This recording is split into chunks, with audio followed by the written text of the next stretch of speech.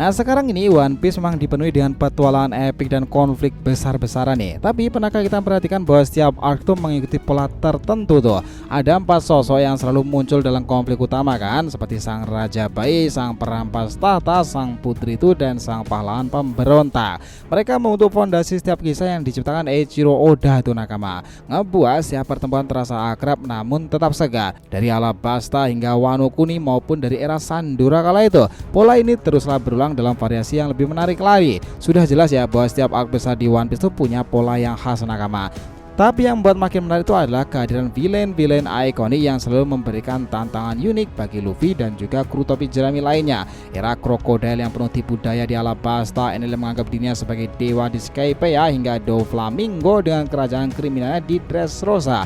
Mereka bukan sekedar musuh biasa nih, tapi karakter dengan latar belakang dan motif kuat yang membuat cerita makin mendalam lagi. Wano seperti Kaido Orochi membuat tirani luar biasa pula. Sementara di era sekarang masa ini nih, Elbaf mungkin akan memperkenalkan sosok yang sangat luar biasa di antara mereka semuanya, Loki sebagai villain utamanya nakama. Ini akan menjadi pola baru dalam pengembangan kisah di era One Piece sekarang ini.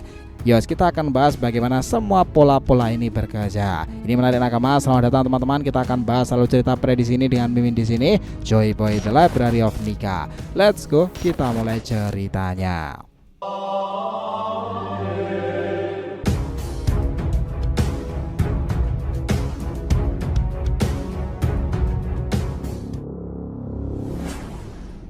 Namun sebelum masuk pembahasan, jangan lupa untuk like video ini ya nakama. Ya, sebagai untuk support kalian semuanya nih untuk channel ini ke depannya agar terus berkembang dan berpetualang bersama Nika sang Joy Boy ini. Nah jika sudah, terima kasih banyak dan mari kita mulai petualangannya. Jadi tuh gini, ada satu pola menarik yang selalu muncul dalam setiap petualangan kru topi jerami di One Piece nih. Pola itu begitu konsisten, seolah-olah menjadi fondasi dari setiap arc besar yang diciptakan oleh Eiichiro Oda ya. Meski setiap cerita punya nuansa yang sangat berbeda, ada 4 sosok utama yang selalu hadir dalam konflik tersebut, membentuk alur yang khas dan membuat setiap cerita itu begitu menggugah. 4 sosok itu adalah seperti sang raja baik, sang perampas tahta, sang putri, dan sang pahlawan pemberontak kan. Mungkin kalian sudah menebak-nebak siapa sang pahlawan pemberontak di Elbaf ya. Nah jadi itu sang raja baik adalah pemimpin sejati, sosok yang ideal untuk memimpin sebuah kerajaan atau wilayah. Di bawah kepemimpinan pemerintahannya itu, rakyat hidup damai, sejahtera, bahagia. Ia adalah simbol harapan, pemimpin yang memikirkan kesejahteraan rakyatnya di atas kepentingan pribadi. Namun sayangnya dalam banyak kasus sang raja baik seringkali terjebak dalam situasi sangat sulit, ditumbangkan, dipenjara, atau bahkan terpaksa mengasingkan diri akibat kekuatan jahat yang merajalela. Kemudian seperti sang perampas tahta, antagonis utama dalam konflik cerita tersebut nih, ia adalah sosok haus kekuasaan, menggunakan cara-cara kotor merebut kendali kekuatan tersebut, menguasai wilayah yang bukan haknya. Di bawah kepemimpinannya, kezaliman itu akan merajalela. Nah di sini sosok tersebut awalnya dianggap baik, tapi ternyata memiliki niatan busuk tuh. Lalu ada sang putri, bahkan dalam arti selalu seorang perempuan berdarah bangsawan ya, tapi seseorang yang menjadi kunci konflik. Sang putri adalah jembatan antara penderitaan rakyat dan harapan akan perubahan. Ia bisa seorang pewaris tahta, pemimpin kaum tertindas, atau bahkan seseorang yang mengetahui kebenaran yang disembunyikan oleh sang perampas tahta itu nih. Dialah yang biasanya meminta bantuan topi jerami atau dengan caranya sendiri menarik mereka ke dalam konflik yang ada. Terakhir adalah sang pahlawan pemberontak. Ia adalah sosok melawan dengan segenap tenaga tersebut, berusaha menjatuhkan sang perampas tahta dengan caranya sendiri. Sayangnya meski memiliki keberanian luar biasa, ia seringkali kekurangan kekuatan atau strategi yang cukup untuk menang. Karena itu kelompok pemberontaknya selalu berada dalam posisi yang hampir putus asa, hingga topi jerami datang dan mengubah jalannya pertempuran kan. Pola ini bisa dilihat dalam hampir setiap arc besar di One Piece sendiri nakama. Seperti contohnya Alabasta nih, tempat di mana Nefertari Cobra berperan sebagai sang raja baik yang kehilangan kendali atas negerinya akibat ulah krokodil ya. Nah dia sayangnya sekarang itu udah tewas tuh. Sang perampas tahta ya Vivi, seorang putri kerajaan yang menjadi penghubung antara rakyat yang menderita dan harapan akan perubahan. Sementara itu Koza dan para pemberontak telah lama berusaha melawan tuh, tapi tanpa bantuan Luffy dan juga para aliansi nakamanya, kemenangan tuh akan terasa mustahil tuh di sana. Hal yang sama bisa ditemukan di Skypiea nakama, di mana Galval itu adalah sang raja baik yang digulingkan oleh Enel. Konis berperan sebagai sosok yang menghubungkan rakyat dengan harapan baru, sementara Weaver dan suku Sandia bertarung mati-matian meski peluang mereka menang tampak mustahil ya nakama. Menariknya Oda tidak selalu mengikuti pola ini dengan kaku di sini. Dalam beberapa arc saja ia malah memainkan dengan cara yang berbeda tuh, memberikan memberikan sentuhan unik agar cerita tetap terasa segar kan. Misalnya di Drum Island itu di mana kerajaan sudah runtuh sebelum topi jerami tiba. Peran sang raja baik digantikan oleh Dr. Hirulo dan juga Dr. Kureha sebagai simbol harapan baru. Di Wano Kuni seperti ini pola itu juga lebih kompleks dari batasan biasanya. Kozuki Oden mungkin bisa dianggap sebagai sang raja baik ya, tetapi dia sudah lama tiada ketika Luffy tiba di sana. Momonosuke kemudian menjadi simbol harapan baru selanjutnya. Meskipun ia belum sepenuhnya siap memimpin di sini. Orochi Kaido berperan sebagai perampas tahta yang membawa kehancuran bagi negeri itu sendiri. Sementara itu nih, Akazaya Nine dan Yamato berperan sebagai para pemberontak yang meski kuat tetap membutuhkan dorongan dari Luffy dan juga sekutu lainnya untuk ngebebaskan Fajar baru di Wano Kuni. Pola ini membuat setiap arc di One Piece terasa familiar, tetap menarik kan nakama.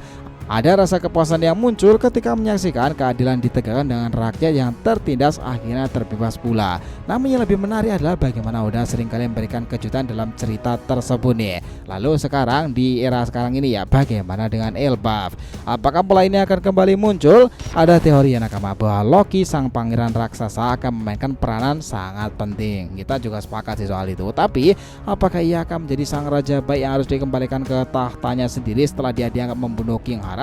Atau justru sesuatu yang lebih kompleks lagi? Jika Oda mengikuti pola yang sama, Elbaf kemungkinan besar akan memiliki seseorang penguasa sah yang ditumbangkan, seorang tokoh yang minta bantuan dari sekelompok pemberontak yang berjuang melawan tirani tersebut. Karena itu sekarang gini ya nakama, untuk kasus Loki setelah kemarin juga sudah dibebaskan oleh Zoro tersebut, dia dengan kekuatan palu Raknir tersebut itu membuat salah satu ranting pohon Adam itu lenyap karena serangan petir tersebut loh.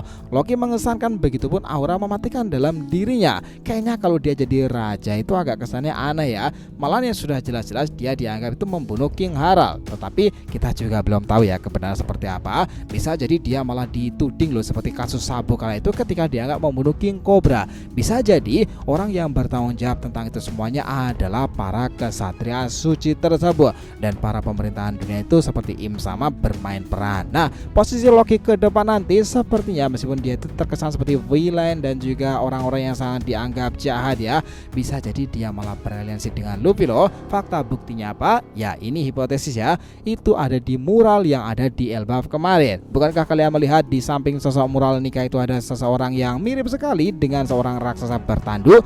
Siapa lagi kalau nggak Loki itu dengan pedang atau bahkan dengan palunya?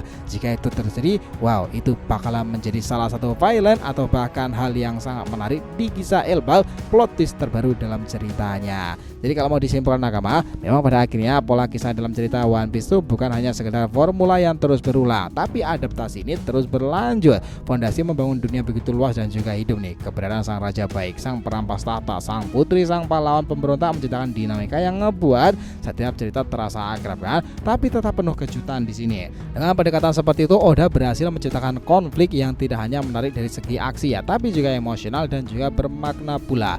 Yang membuat kisah One Piece tetap segar adalah bagaimana pola itu teruslah berkembang dari satu karakter ke karakter lainnya. Dan di arc Elbaf nakama segala makin menarik lagi. Elbaf dan petualangan terakhir Luffy tersebut sebelum ke Laughtale ya. Nah di sana pertanyaan bukan lagi apakah pola itu akan berlanjut, tapi bagaimana Oda akan mengubahnya lagi dan membuat mahakarya lebih besar dari Marineford, bahkan lebih besar dari Wano Kuni loh. Karena Elbaf itu adalah art yang sudah lama dinantikan dan disinilah peran-peran dan sejarah-sejarah masa lalu akan dikemukakan. Nika, Joy Boy, dan juga informasi tentang mitologi Nordik Asgardia. Nah, kalian sendiri sepakat yang menantikan perang Ragnarok kan? Nah, kita juga sama-sama menginginkan hal tersebut segera terjadi nakama. Nah, jadi itulah tadi ya nakama pembahasan lebih lanjut bagaimana chapter-chapter ke depan dalam kisah yang seru di kisah One Piece sendiri nakama. Terima kasih telah menonton cerita ini sampai akhir. Jika kalian punya pendapat langsung aja komentar di bawah nih dan kita akan usahakan respon, oke? Sampai jumpa di video selanjutnya nakama, dan Joy Boy sang Nika telah kembali ke peradaban One Piece.